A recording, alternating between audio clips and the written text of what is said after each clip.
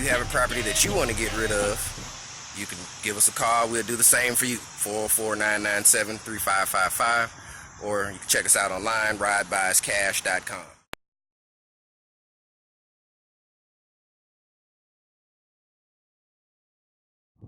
What's going on, y'all? Rod J checking in, Get Paid Marketing Group. And what I found out is a lot of people seem to be interested in how they can get their first wholesale deal. They want to know how I got my first wholesale deal. They want to know how they can do it with very little money. So that's what made me decide to do this video. So basically, I'm going to tell you how I got started and how you can get started. I'm also going to tell you how you can actually build your credit while doing this, because the situation, there's no credit that's needed, but at the same time, you might kind of want a little bit of credit in the long run, in the future. There's going to be things that you want to do later on where you are going to need credit, but for wholesaling, no, you don't need credit. To actually put some cash in your pocket, no, you don't need credit. So how I got started, at the time I was in a tight situation and I didn't have any capital. I learned the basics, I guess you can say, of trying to find a property, because my dad is in real estate and he had me bird dogging for him, and that's how I was able to learn how to find properties.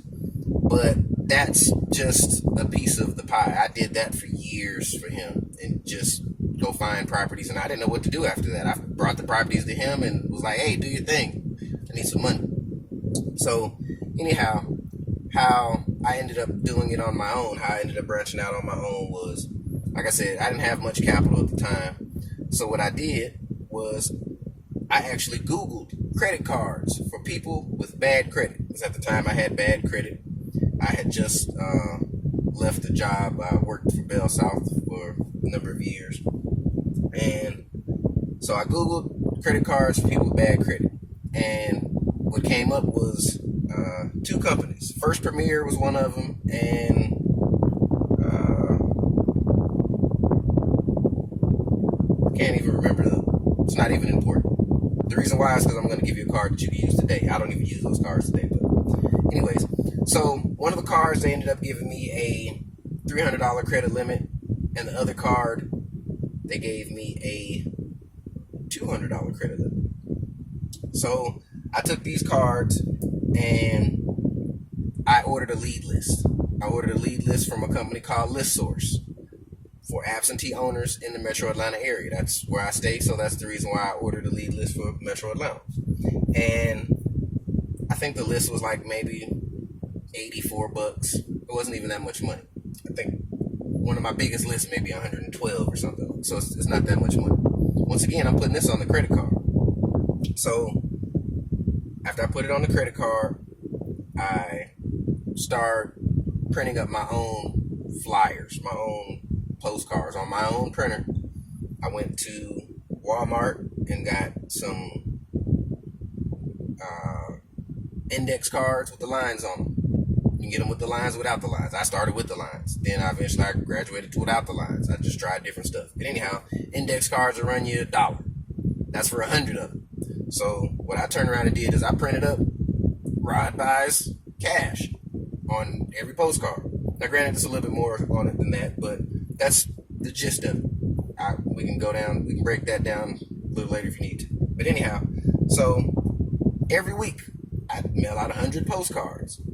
Postcard stamps are like 37. At that time, I think it might have been like 32 cents, 37 cents. But anyhow, so I got postcard stamps. I got about 100 postcard stamps. 100 postcard stamps is going to cost you, what? Well, at that time, like I said, it would have been $32 to $37. Let's say on the high end, $40. $40 gives you 100 postcard stamps. Now you turn around and take those postcard stamps, you put them on each one of those that you just printed up on your own printer. Then you mail them out. I did that every week. Only 100. The reason why is because at the time, like I said, money was tight. I'm running my junk removal business. My junk removal business didn't allot me the amount of cash to spend $10,000 on some mailers. So every week I send out 100 mailers.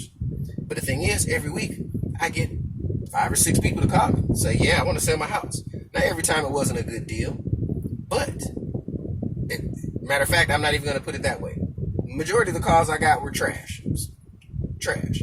But because I did that consistently every week, I say I might have been maybe 5 weeks in, 6 weeks in, before I actually found a deal that I can do something with that actually made sense.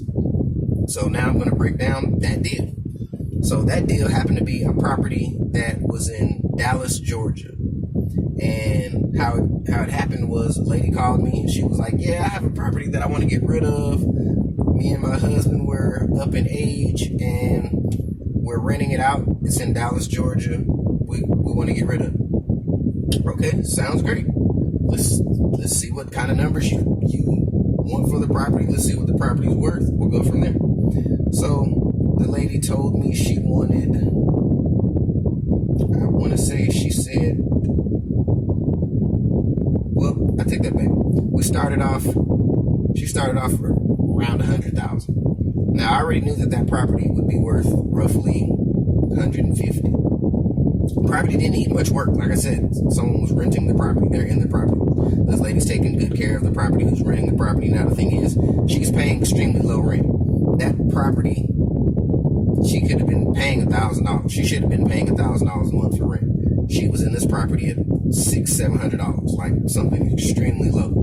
But the lady who was renting her the property, or the lady and her husband who were renting her the property, they didn't want to raise the rents on this lady. That wasn't what they were accustomed to as far as being landlords. So they never raised the rent on this lady. So now they've got to the point where they need money, and that $700 a month that they're making isn't anything, it's crap. So they want to sell the property. So I actually, on my buyers list, I have some people that are interested in properties in that area. So I contacted a few of them to see what they would be interested in paying in this property. So after I told them the area, they're like, okay, you should be able to pay, we should be able to pay about $95 for a property in that area. Okay, cool. So what I do is I turn around and I go through the property. I tell the lady I want to meet with her. I meet with her, and she comes to the property, her and her husband, and they alerted the tenant that was going to be walking through the property and getting pictures, taking a look at the property. So I'm getting pictures and doing everything I can to make sure that I can show as much information to my buyer as possible. So I get all the pictures, send them all to my email. I tell the lady, look, this property looks like it's in pretty good condition. We can close within 30 days if you want to sign this contract today, and this contract will be for $90,000. So the lady was like, all right, I can do that.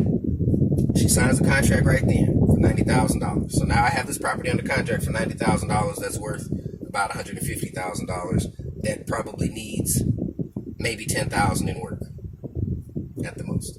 So sign up the contract. I call up my guy and I say, look, that property that I was telling you about, I have it under contract. When can you come by and take a look at it? It was like, yeah, I can come by and take a look at it tomorrow morning. No, I think it was like the evening. So I sent him pictures and everything that night. He took a look at all the pictures. He still was interested. So the next day we went ahead and we met at the property. Now we met at the property. I called my seller and I told her, I'm coming by with my contractor. He wants to take a look at the property and verify that the pictures are accurate. So she's fine with that. She doesn't want to come out again. So she calls her tenant, lets her tenant know that we're going to come by and do another walkthrough and everything should be good to go. The tenant was fine with that. So we come into the property. I walk my guy through the property, takes a look at everything, says, it's a go. We get outside, he tells me it's a go. So at that point, me and this guy fill out a contract saying he's willing to buy this property from me at $95,000. Perfect. So now, granted, little stuff missing here and there, some of the negotiation, but this is where we ended up at. All I wanted to make was a quick couple of dollars and I keep it moving. So that's exactly what I did. So I signed my contract to this guy at $95,000. So what I did was, this was at the beginning, so I didn't know that I didn't really have to be at every closing, and I'll explain that to you later. But so I filled out a contract with this guy. We signed the contract. Closing day came. I had to come to the closing to sign off on an assignment agreement, which I didn't know that if I would have signed the assignment agreement earlier and emailed it to the closing attorney, that I wouldn't even had to go to closing. That was something I learned later on. But so anyhow, I go to closing. The lady, she sees me. She's happy. She's selling the property. She knows she's selling the property to me. I know I'm selling the property to this guy, all on the same day. But it's not a double close. This is an assignment. I signed my contract to this guy. So, of course, on the hood, on the paperwork, it's going to say $5,000 is going to get paid. So she can see that. So nothing's hidden. Don't think you're hiding stuff from them. If you're doing an assignment, nothing is hidden. If people tell you this, oh, you can do a blind assignment. I've never heard of a blind assignment. You can do a double close. That's a whole different story. But blind assignment, that's just stupid. But anyhow, so that's how this situation played out. And out of that deal, I made $5,000. But you got to keep in mind, I was doing all of this off of my credit card. So I'm building my credit. At the same time, I'm trying to find a deal. That's where the key comes in. Now, that's why I say I'm also going to show you how to get your credit right. Because in this scenario, that's how I work with those credit cards. But now, today, I have some different credit cards. I build my credit a little differently. Now, I recommend anybody to get the Capital One secured card. Everybody doesn't want to put money out. Capital One is brilliant because if you have the worst credit, then you have a $200 security deposit. If your credit is okay, it may be $99. If your credit is pretty good, then it may be $49. If your credit is great, then you have no deposit. So those are the scenarios you're going to go into as far as getting a credit card. You can get a secure credit card with Capital One and have that card for 3 months. I guarantee you your score is going to go up 60 to 80 points. Right after you get that card, after your credit score goes up, now first of all, don't charge more than 10% on the card. Everybody's going to tell you 33%. Don't listen to them. 10%. Matter of fact, stay under 9. You stay under 10%, so 9 and below, you're good. Within 3 months, your credit score is going to go up 60 to 80 points. Now what you're going to do is you're going to apply for the Capital One Platinum card, which is not a secured card. I guarantee you they're going to give it to you. No questions asked. There's 2 cards you can get at this time. You can get the Capital One Platinum card, or you can get the Capital One Quicksilver card. Either one of those cards you're going to apply, you're going to qualify for. I know because I did it. Now the good part is, if you get the Quicksilver card, once again, keep your credit limit below 9%. Keep your utilization below 10%, 9% and below.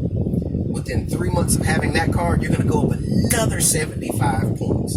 That's 150, 160, 70 points that you went up in your credit score in 6 months. I didn't tell you about deleting anything. I don't care if you delete it. I didn't delete anything. I still had the same Sprint bill on my damn credit. Didn't give a damn. But my credit score went up 150 points. So that's what tells me this is what you do. Now after you do that, build that credit. Use the card that's your bigger card. Use that for advertising. Remember I was telling you earlier, 100 mailers a week. Now granted, if you can afford to spend more, by all means, spend more. But 100 mailers a week, the next week, pay those off. And do it again. Every week, pay them off. Do it again. That's how you start building that credit. At the same time, now you got a $4,000 or $5,000 deal come in. Boom. Now what you do is you pay credit all the way to zero. All your credit cards all the way to zero. If they're not already on zero, you're supposed to be paying them off anyway. Everything down to zero. Now you got $5,000. Now what you do is, when you close your first deal, you take $500 of that money from the first deal, and you go get a business secured credit card. And you do it again. Now you same thing. Nothing stops. The only difference is you're on your business credit card now. Now it's not affecting. Now as you charge your card up, it's not affecting your personal credit or your utilization. That's the reason why you switched over to the business card. Not to mention, when you close deals, you're going to close them in your LLC. the LLC needs to be that same LLC that you apply for the credit card. Now you see where things are going. Now you're about to get into some real estate money. Because you got an LLC. Your LLC is building credit. Your personal credit is getting good. Now what can you do? So, I mean, that's just the gist of what credit and wholesaling can do for you. So definitely pay attention to that. You can change your whole life. What I'm going to do is, if you're interested in, if you have any questions, what I'm going to do is, if you go to my site, you'll see that I charge for information. This information isn't free. And let's say access to me is normally $250 a month. So limited questions. As long as you've paid your retainer, we'll put it like I'm a lawyer. As long as you paid your retainer, it's normally $250. But what I'm going to do is, for the next, I don't know, maybe 30 days, we may extend it. We'll see. But for the next 30 days, I'm going to do it at a discounted price of only $99. $99. I'll answer any question you have all 30 days. You have my phone number, my direct phone number. It's going to be a Google Voice number. I'm going to save your name and the date that you made your payment on my Google Voice. So if your payment has already lapsed, it's already been 30 days, you've asked all the questions that you can, you want another 30 days, you pay full price for it. But I can guarantee you can close the deal in 30 days. Matter of fact, if you have a property, if you know someone who wants to sell a property, we'll take that referral and waive your cost. I'll walk you all the way through closing the deal. That deal, the one that you bring me, I'll walk you all the way through closing it. You'll make your money then. So, like I said, it's a lot going on. But I didn't really realize so many people were interested in how I close the deal at the beginning, how you can close the deal at the beginning. So, I want to hear some of your stories. Sign up. Let me help you. Let's get paid. Better watch the way you talk to my client, homie, start walking. Wait a minute, will a nigga really get it if I go off? I gotta prove it to him. I think I'm Big Meat.